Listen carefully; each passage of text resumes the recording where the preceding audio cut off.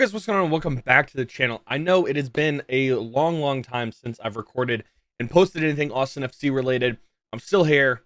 We're still thinking about it. We're still doing stuff. So in the last month or so, there's been squad updates, schedules dropped, all that kind of stuff. So I thought I'd hop on and just give a quick update in my opinions on these things. And then at the end of the video, I'll do a prediction on where I think Austin FC will finish point-wise, not necessarily table-wise, point-wise, by the end of the year. So let's get into it. First thing I want to do is I want to watch the Austin FC 2025 MLS schedule is coming soon video.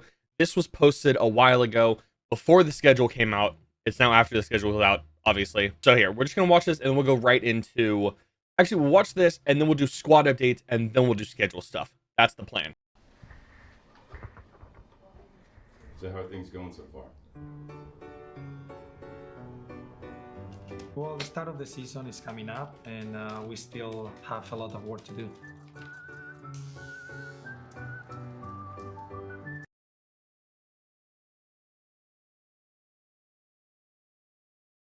Northern Pirates.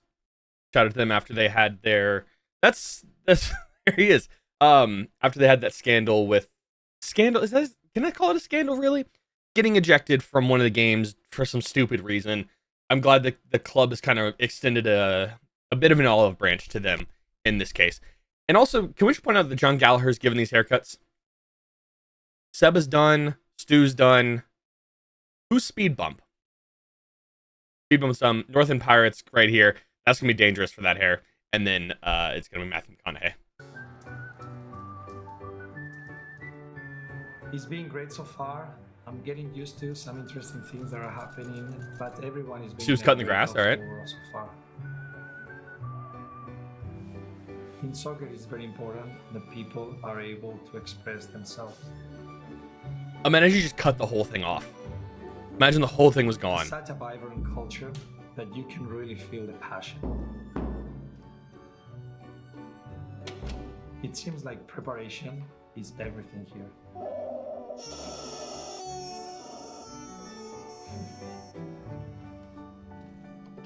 Most of all, I'm learning there is a beautiful culture here, and I'm embracing it. I mean, that's huge. I mean, this video, it's kind of cheesy, it's kind of funny, but it's a lot more fan interacted in the first minute of the new front office changes. A lot of new front office changes, not just Wolf out, but all that kind of stuff.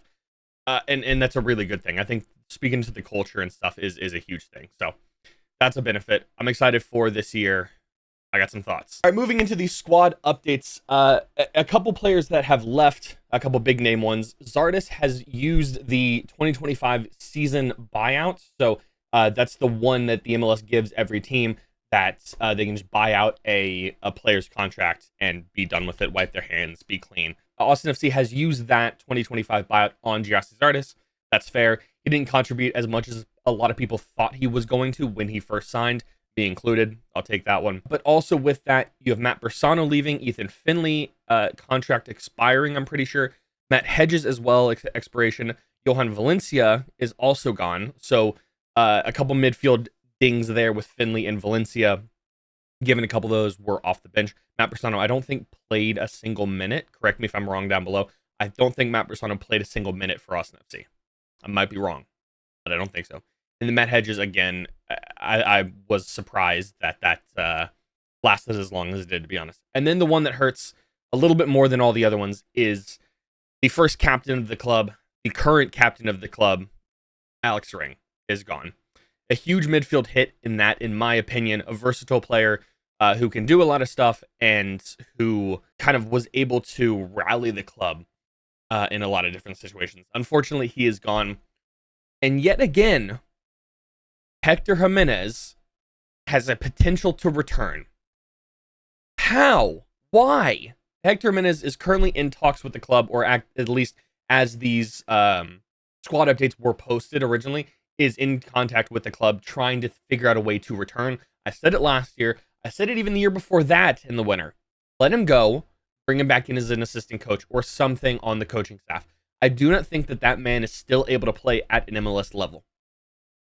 Just me, maybe. I don't think it's good.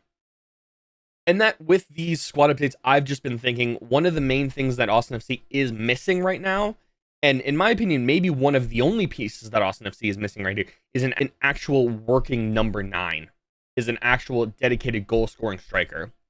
So what I think the club is going to, if there's no news by the end of February, which is or I guess through the January transfer window, I think that we already going to have our number 9 in the club, but he's not going to be a number 9 on paper as of currently recording this in December. So what I think the starting 11 is going to look like on February 22nd, which is the season opener. Stuver in goal, a backline of Biro, Svatok, Leo Väisänen, and Mikael Dessler. I think Leo Väisänen gets in over Cascante. That's a little bit of, that's where my only hesitation is. I think Svatok has proved himself there. Leo, if he can stay healthy and injury-free, I think he'll be well there. In the midfield, I'm thinking it's more of as like a 5 midfielder, like a 4-5-1 instead of that a 4-3-3 that we claim to play. I don't think we actually play that. A 4-5-1. On the left, we have John Gallagher. I think he'll start in that spot. And on the right, we have Hader O'Brien. I think those are the 2 wide players. In the middle, we have Seba, Wolf, and Danny. That I don't think is going to change. The only thing is Wolf comes in for replacing Alex Ring there, unfortunately. But I think that's going to be a very solid midfield moving forward in the season, and especially that chemistry between Danny and Wolf that we've seen in the past. I think that's going to come up, and I think Wolf's going to thrive under a different head coach and a different management system than his dad had in the previous 4 years. And as you see, the one player that I have left off is Osman Bukhari. He's going to play up front.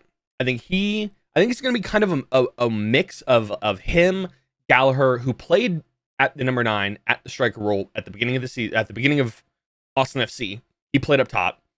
Bukhari, Gallagher, and Seba are kind of going to rotate in a way and all kind of fill that role, depending on what type of game plan I think that we're going to use, that Austin's going to use in each specific game. But I think Bukhari is listed as a forward, as a striker, up top, central player, and a wide player.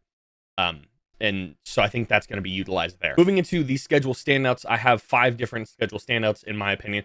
The season opener, February 22nd at Q2. So we start the year in Austin at Q2 under the Verde lights.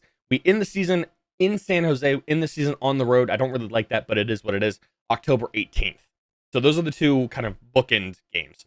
Then no midweek games in March and April. I think that's huge. We have 4 or 5 games in each of those months, and they're all weekend games. They're all Saturday games except for one, a single Sunday game, if I'm not mistaken, in March and April. However, that is followed by 7 matches in May. 4 at home, 3 on the road. So we basically play every weekend and every Wednesday is pretty much what we play in May. Now, moving into August and September, this is where the schedule, in my opinion, gets a little lopsided. In August, which probably is a benefit to Austin FC, there is a single away game. 1 away game in August. Although on the reverse side, in September, there is a single home game. So there's a stretch where Austin will not go on the road, and then a stretch where Austin will not be at home, which is kind of disappointing. So now comes the predictions, in my opinion. At home, I think I'm just going to go quickly through, and you'll see on screen what the wins and draws I'm going to list as. So I think the wins this season at home, Kansas City to open the season, San Diego, Salt Lake, New England, Houston, Dallas, St. Louis City. I think those are the wins that Austin gets at home this year.